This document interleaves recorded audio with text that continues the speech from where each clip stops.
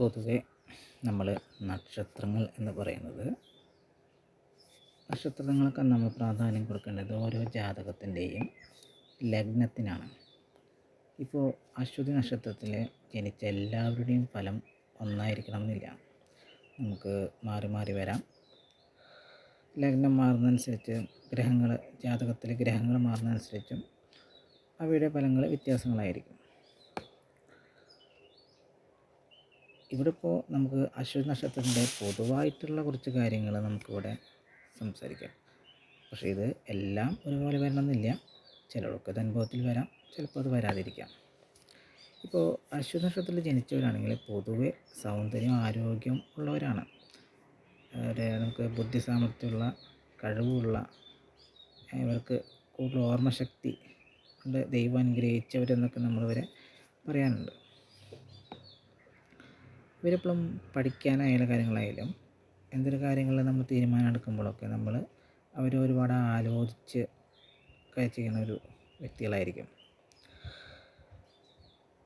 ഇവരുടെ നെറ്റിയൊക്കെ വലിയ നെറ്റിയാണെന്നൊക്കെ പറയാറുണ്ട്, നീണ്ട മൂക്കാണെന്നൊക്കെ പറയാറുണ്ട്. പക്ഷെ ഇതൊന്നും ചിലപ്പോൾ അനുഭവത്തിൽ വരണമെന്നില്ല. ചിലർക്ക് അനുഭവം ഉണ്ടാവാം, ചിലപ്പോൾ ഉണ്ടാവാതിരിക്കാം.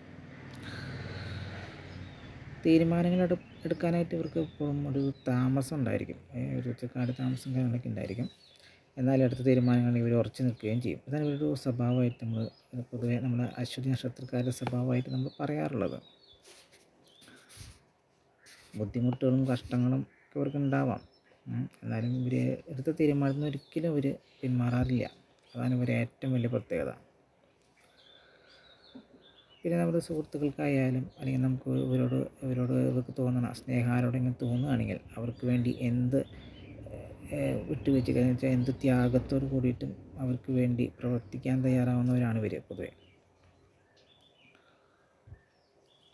ചിലർ എന്താ പറയുക, മറ്റുള്ളവരെ ആശ്വസിപ്പിക്കാനായിട്ട് പ്രത്യേക കഴിവായിരിക്കും അവർക്ക്. ഇതൊക്കെ ഉണ്ടെങ്കിലും ഇവർക്ക് ഇവരുടെ ജീവിതത്തിലായിട്ടുള്ള പല പ്രശ്നങ്ങൾ വരുമ്പോൾ അവർക്ക് ഈ പറയുന്ന കാര്യങ്ങളൊന്നും ചിലപ്പോൾ അനുഭവത്തിൽ കൊണ്ടുവരാൻ സാധിച്ചെന്ന് വരില്ല. അതായത് ഇത് അശ്വതി നക്ഷത്രം, ഇതൊക്കെ നമുക്ക് സാധാരണ നക്ഷത്രത്തിൻ്റെ പ്രത്യേകതകളായിട്ട് പറയാനേ പറ്റൂ. അത് എല്ലാവർക്കും ഒരുപോലെ ആയിരിക്കണമെന്നില്ല.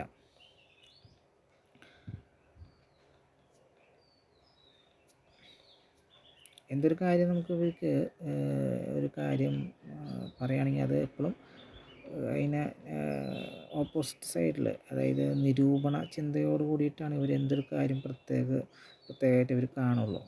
അത് കണ്ടതിന് ശേഷം അവർക്കൊരു തീരുമാനം എടുക്കാതെ, അങ്ങനെയാണ് ഒരു പ്രത്യേകതയായിട്ട് പറയുന്നത്.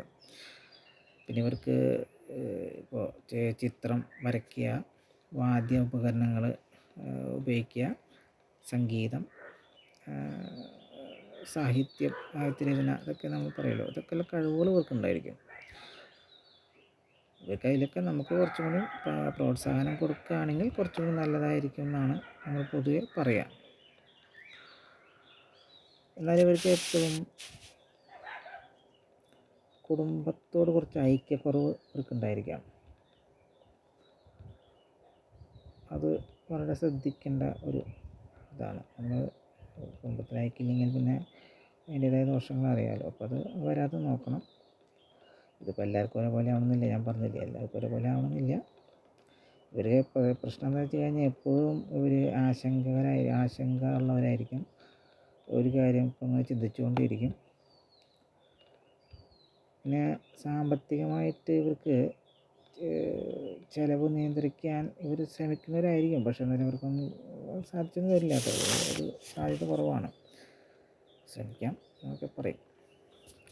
പിന്നെ ഇവർ പ്രത്യേകമായിട്ട് നമ്മൾ ശ്രദ്ധിക്കേണ്ടത് വെച്ച് കഴിഞ്ഞാൽ ഹൃദയ സംബന്ധമായിട്ട് അസുഖങ്ങൾ വരാതെ നോക്കണം,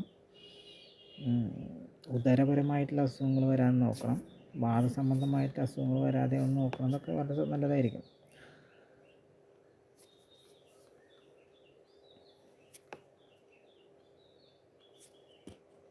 ഇനി അശ്വതി നക്ഷത്രത്തിൽ ജനിച്ച സ്ത്രീകളാണെങ്കിൽ പൊതുവെ അവർക്ക് സൗന്ദര്യം, അതുപോലെ സമ്പത്ത്,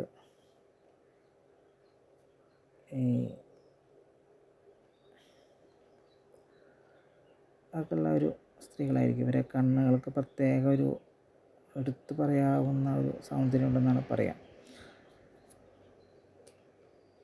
ദൈവഭക്തിയുള്ളവരായിരിക്കും, ഗുരുഭക്തിയുള്ളവരായിരിക്കും ഇവർ. ശുചിത്വം നോക്കുന്നവരായിരിക്കും ഒക്കെ നമ്മൾ പറയും. ഇതൊക്കെ അശ്വതി നക്ഷത്രക്കാർക്ക് പറയുകയെന്ന് വെച്ച് കഴിഞ്ഞാൽ 23 വയസ്സ് വരെയുള്ള കാലം 23 വയസ്സ് വരെയുള്ള കാലം പൊതുവെ മെച്ചമായിരിക്കും. അതുപോലെ ഒരു 3.5 വയസ്സ് വരെ രോഗപീഠകളുണ്ടാവും എന്നൊക്കെ പറയും.